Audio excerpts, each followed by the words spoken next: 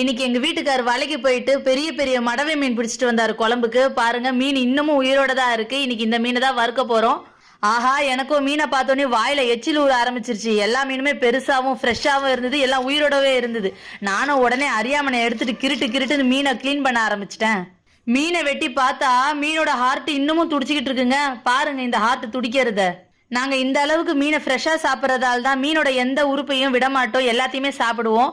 இந்த வாட்டியும் பூனாறு போட்டிருக்கேன். இப்போ ஏன் போட்டேன்னு சொல்லிட்டு கேள்வி கேட்காதீங்க. மீன் ரொம்ப பெருசா இருக்கே, மீனை துண்டு துண்டா போட்டு சமைக்கலான்னு பார்த்தா எங்கால அதெல்லாம் முடியாது. மீனை கீறி அப்படியே முழுசா சமைச்சு கொடுன்னு சொல்லிட்டாரு. நான் என்ன பண்றது, வேற வழி இல்லாம கடன்னு மீன் அங்கங்க கீறி மசாலா உள்ள இறங்குறதுக்காக நடுவில் இருக்க குடல் பகுதியெல்லாம் எடுத்துட்டு கிளீன் பண்ணி வச்சுட்டேன். அவ்வளோதாங்க, மீனை கிளீன் பண்ணிட்டேன். இதில் கொஞ்சம் மசாலா போட்டு ஊற வச்சுட்டு வறுக்க வேண்டியதாங்க.